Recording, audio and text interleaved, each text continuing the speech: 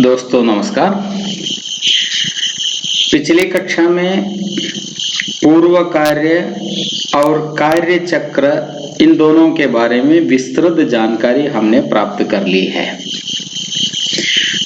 अब उत्तर कार्य के बारे में देखेंगे, उत्तर कार्य पर नजर डालेंगे हम। उत्तर कार्य प्रमुखतः संशोधन का कार्य है। उत्तर कार्य में प्रमुखतः संशोधन होता है। हाँ, वैसे तो प्रोत्साहन और सुधार कार्य भी होता है, लेकिन उत्तर कार्य में संशोधन की प्रमुखता है। ये संशोधन कई प्रकार के हो सकते हैं। आशयपरक संशोधन, वाक्यपरक संशोधन, रूपपरक संशोधन, स्वनिमपरक संशोधन, वर्तनीपरक संशोधन और प्रोक्तिपरक संशोधन। इस प्रकार 6 प्रकार के संशोधन है आमतौर पर। वैसे तो संशोधन अनेक प्रकार के हैं। भाषा संबंधी संशोधन 6 प्रकार के हैं। इन संशोधनों के बारे में अब हम देखेंगे। पहले हम आशय परक संशोधन देखेंगे कि जो पाठ छात्र को पढ़ने के लिए दिया था कार्यचक्र में, दल में बैठकर छात्रों ने कार्य किया था। उत्तर कार्य में अध्यापक यह जांच लेता है, इसका अन्वेषण करता है कि क्या पाठ में आशय संबंधी जो कार्य है, उस कार्य को जानने के लिए छात्र समर्थ हुआ। पाठ का आशय छात्र समझे और पाठ में निहित जो अंतर्दृष्टि है, क्या उस अंतर्दृष्टि को समझने के लिए छात्र सक्षम हुआ। उदाहरण के लिए, पाठ समझो स्वतंत्रता संग्राम के बारे में है, तो अध्यापक पहले यह देखता है कि पाठ के अंदर जो आशय है, हमारे पूर्वजों ने कठिन मेहनत के बाद अंग्रेजों से स्वतंत्रता प्राप्त कर ली है, यह पाठ का आशय है। पाठ पढ़ने से यही आशय क्या छात्र जान लिए। और भी यह देखना है कि छात्र को विषय संबंधी अंतर्दृष्टि प्राप्त हो गई। अंतर्दृष्टि कैसे? पाठ का यह उद्देश्य था कि इस पाठ को पढ़ने के बाद छात्र के मन में देश के प्रति प्रेम जगे। मैं एक भारतीय हूं, इस पर गर्व कर सके, अभिमान कर सके। क्या उसके लिए अध्यापक सक्षम बने छात्र के अंदर अंतर्दृष्टि डालने के लिए? क्या किसी भी प्रकार की प्रेरणा देने को अध्यापक सक्षम हुआ? क्या छात्र को किसी भी प्रकार की प्रेरणा मिली? यह आशय परक संशोधन है। दूसरा हमने कहा कि वाक्य परक संशोधन। वाक्य परक संशोधन में अधिक शब्दों का प्रयोग। उदाहरण के लिए, यह एक हिमालय है, हमारी पाठ्य सामग्री में है। यह एक की आवश्यकता वहां नहीं है, वाक्य गलत है। यह हिमालय है कहना उचित है। और पदों का गलत विन्यास। मैं हूं जा रहा मुंबई, पदों का गलत विन्यास है। मैं मुंबई जा रहा हूं। सुधार कार्य छात्र को स्वयं करने देना चाहिए।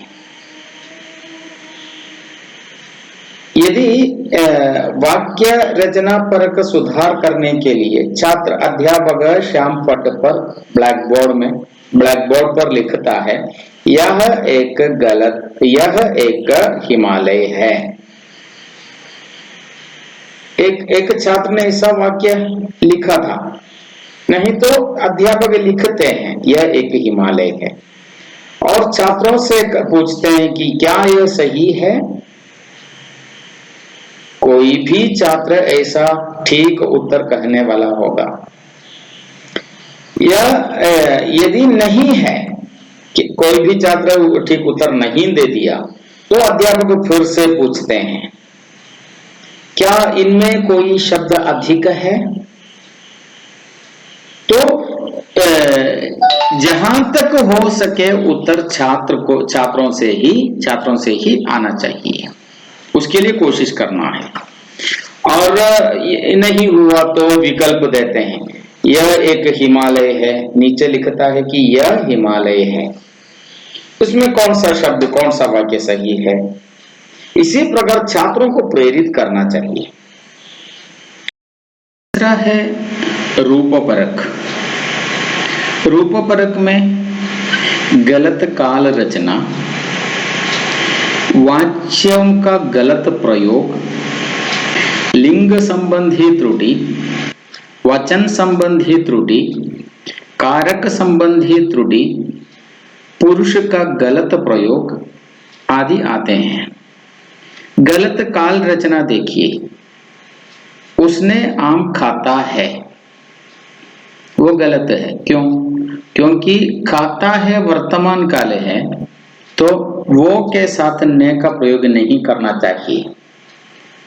उसने के स्थान पर वो आम खाता है, वही सही है। और वाच्य संबंधी प्रयोग को देखिए, राम से रोटी खाया जाता है, वो गलत है, क्योंकि वाक्य कर्मवाच्य है।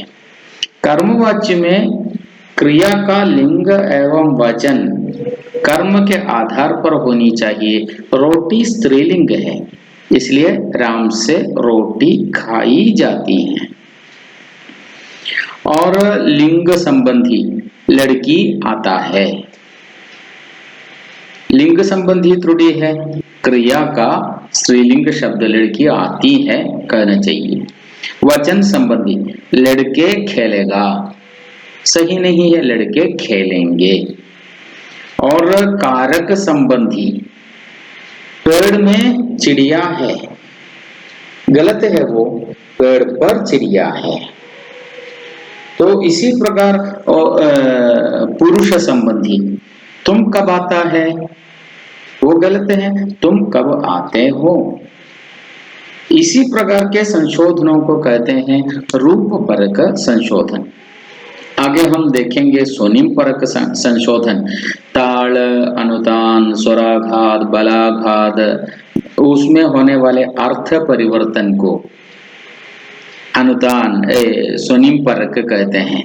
उच्चारण करते समय स्वनिम परक गलतियों को भाषण और उच्चारण करते समय मालूम पड़ जाता है। लेखन के कार्य में स्वनिम परक संशोधन अधिक नहीं हुआ करता है।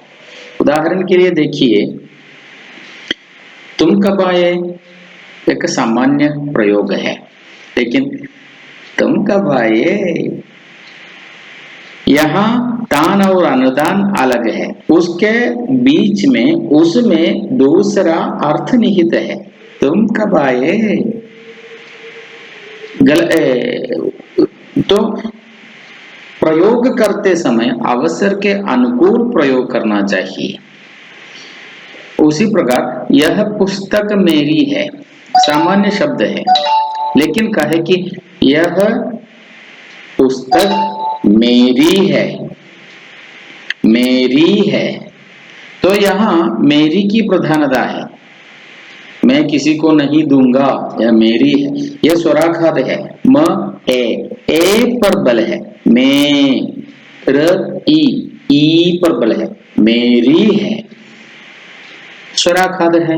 और उसी प्रकार बलाघात भी होता है।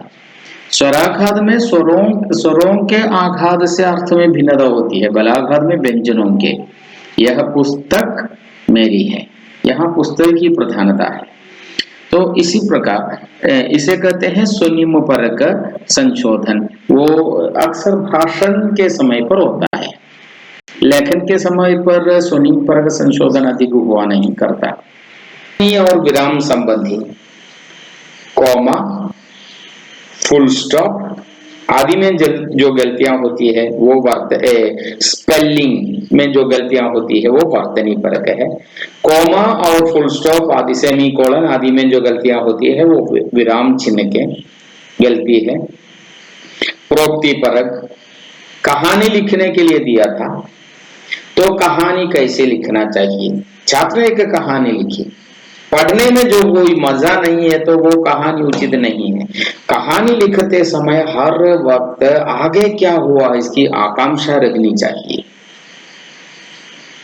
पद्य या कविता लिखते समय ताल लय आदि के साथ आलाप करने को भाव युक्त रस युक्त कविताएं होनी चाहिए। तो रस युक्त नहीं, ताल युक्त नहीं तो कविता में मजा नहीं आएगा। तो इसी प्रकार 6 संशोधन है। अब हम देखेंगे आकलन के बारे में। तो अगली कक्षा में देखेंगे। तब तक नमस्कार, धन्यवाद।